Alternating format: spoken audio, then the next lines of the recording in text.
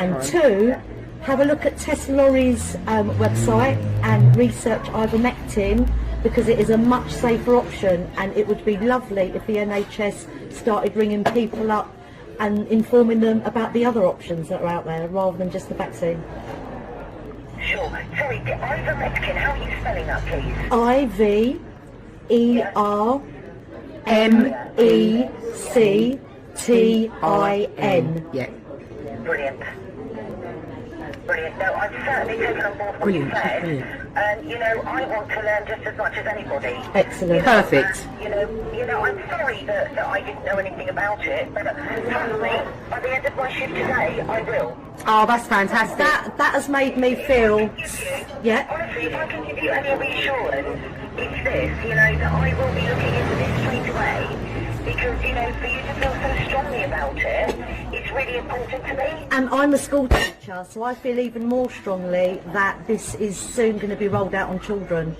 Adults can make their own informed choice, but the fact that it's going to start being put into children, for me, is very scary. Is there any way, Carol, that you've got my number, that you could have a look at what I've said? So what a wonderful clip. What was so powerful about that, of course, is the lady, the school teacher, is so measured, she's so calm, she knows her facts, she's challenging the lady in the vaccination booking centre in a very measured, polite, reasonable way. And the result is that that lady is paying attention to what she's saying, to the extent she says, I will go and investigate this. She also talks about at one stage says about talking to her supervisor.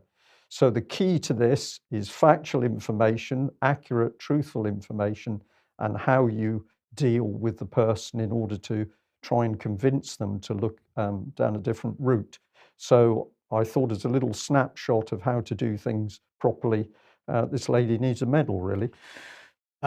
Ivermectin, of course, the government has begun its clinical trial of ivermectin, and well, we need to be watching that very carefully, because we saw the way they ran the recovery trial for hydroxychloroquine, and they effectively overdosed people based on certainly the European levels of what are considered to be the maximum doses that are allowed. So that is a scandal. There's an article, a fantastic article by Ian Davis on that on the UK Column website, if you haven't seen that.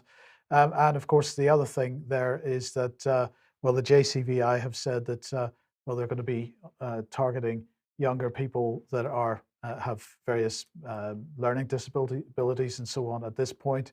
The decision to roll that out more broadly amongst school children looks like it's not going to be made for a little bit longer, but nonetheless, certainly some children are already being categorized as those who would want the vaccine. Yeah. Now, another quick advertisement. If you haven't got your Loving the Old Normal t-shirt yet, Patrick still has some of these in stock. They're going very, very fast. There aren't very many left. Do get your Loving the Old Normal t-shirt if you would like one. We are all essential, it says on the back. And well, there were plenty of them at the demonstration at the weekend. And well, there's a few more to get if you would like one. Yeah, excellent. Well, serious topic, which several people have flagged up, and that is The Guardian and others are reporting this particular article, hundreds of children abused whilst in the care of Lambeth Council, inquiry finds.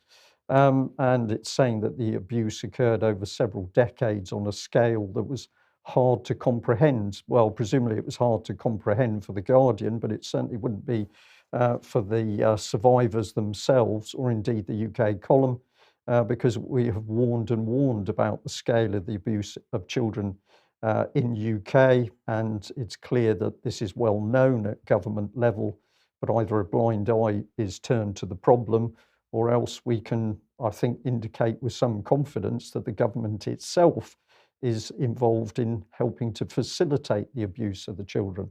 Well, in the article, this lady is quoted, Councillor Claire Holland, and I'm just going to say this extraordinary graphic is not something created by the UK Column. This has come off Lambeth Council's own web page. So here is Councillor Claire Holland, leader of the council.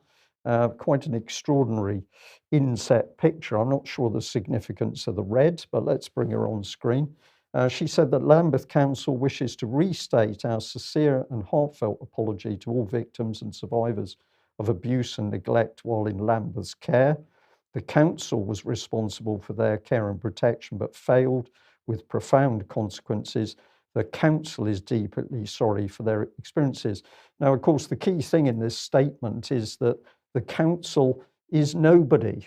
To say that the council was at fault doesn't take us anywhere. The truth of the matter is that individuals, people, human beings were at fault, but none of those are mentioned, and so they can all disappear into the long grass and life can continue as normal.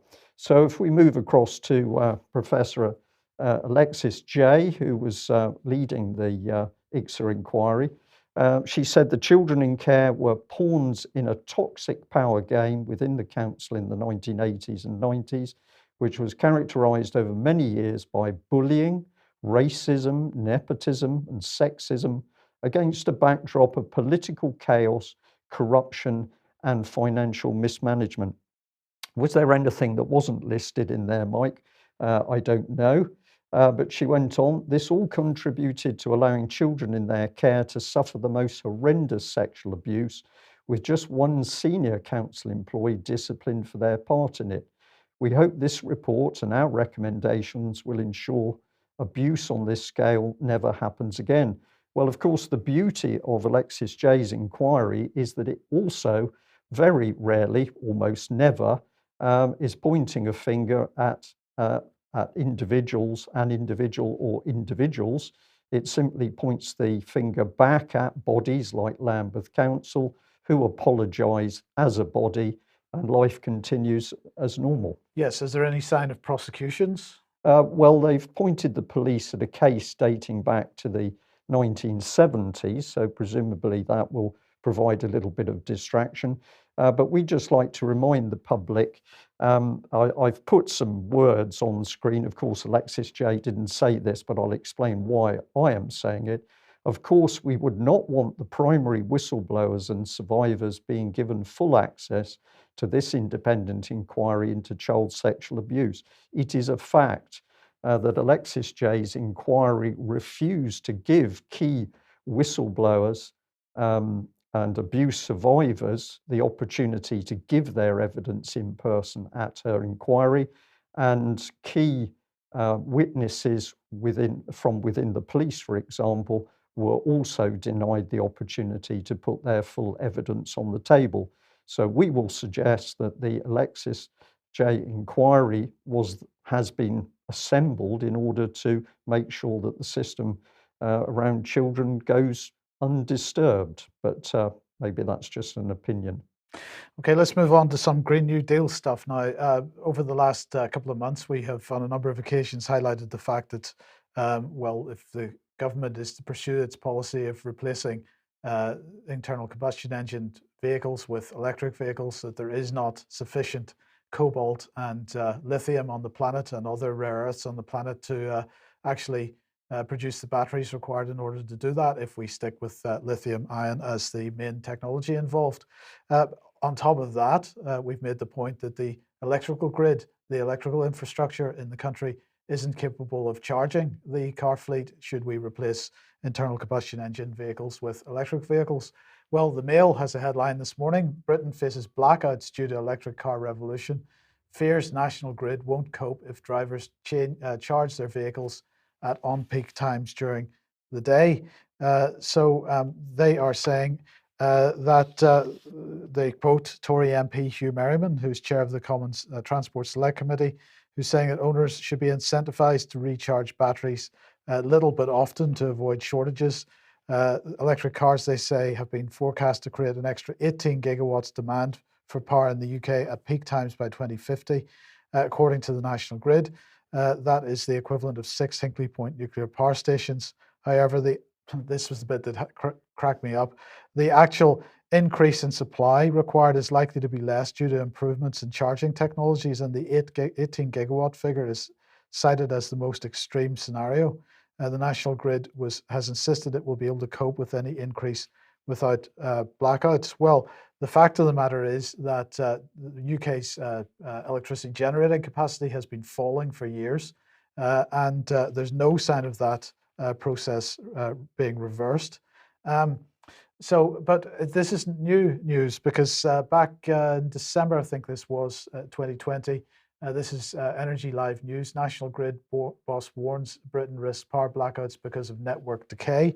So they're saying that this is mainly because what they describe as reliable coal and nuclear plants are being closed at a time when electricity use is expected to increase with COVID-19 rules relaxed. That was over the winter that's just gone by. This was reported in what The Guardian writes was a surprise report that warned that the margin of forecast electricity supplies might exceed demand by 5.3%, the tightest margin recorded since the winter of 2015-2016. Following tighter margins, the report said, in winter 2020-2021, compared to previous winters, we've decided to publish an early review of the margin for winter 2021-2022. We believe this will help inform the electricity industry and support preparations for the winter ahead. So lots of people talking about this for various reasons, not just the extra demand of electric cars. Of course, the more electric cars go on the roads, the more demand there is. But also because we are not replacing like for like the power stations that are being shut down, and generating capacity is falling, and we're replacing generating capacity that is capable of producing electricity 24 hours a day, 7 days a week, with generating capacity which is intermittent. So at certain times, whenever there's a reduction of wind or the sun isn't shining quite as much as it usually does, I say that with some irony in the UK, then of course the generating capacity falls even further. So it's just more indication that the policy that's being implemented, it doesn't gel with what the requirement is, and therefore you've got to question what the government foresees that the requirement will be in the next 40 or 50 years. Yeah, I'll just say, Mike, the policy does gel. If the policy is breakdown, is chaos and breakdown, it seems to work quite nicely. And it is strange, we see breakdown in the NHS, the education system, the armed forces, and now we're on to power, but it must be a coincidence. Just a coincidence. Well, speaking of economic issues, then we've got this from Global Capital. Lagarde is right, it's too early to talk about ending PEP. So what is PEP? This is the EU's Pandemic Emergency Purchase Programme. This is QE on steroids. It's, I think, 1.85 trillion euros of quantitative easing under the term Pandemic Emergency Purchase Programme. They describe it as a non-standard monetary policy measure initiated in March 2020 to counter the serious risk to monetary policy transmission mechanism and the outlook for the euro area posed by the coronavirus outbreak. So that should be absolutely clear. Anyway, the question is, how long will this quantitative easing program, this additional quantitative easing program, continue? And the expectation is it will continue to well past March next year. But Christine Lagarde, of course, who's the president of the European Central Bank, was attempting to what is described as institutionalize the PEP by turning it into a structured vehicle, a structured financial instrument. But apparently she has lost the vote on the board of the European Central Bank on that.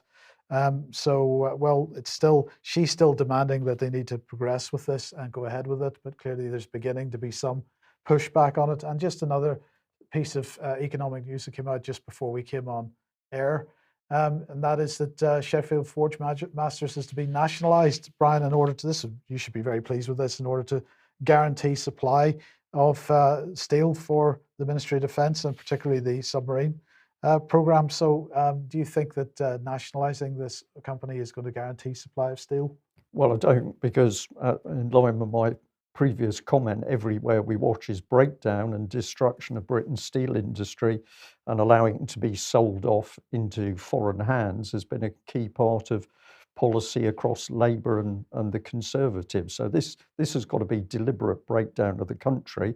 But they've now got to the point that they know if they allow Sheffield Forge Masters to go, they're going to end up with major problems, because this is specific quality steel that's needed for specific defence purposes. But the name Nick Clegg comes into my mind because, of course, when Sheffield Forge Masters started to have problems, several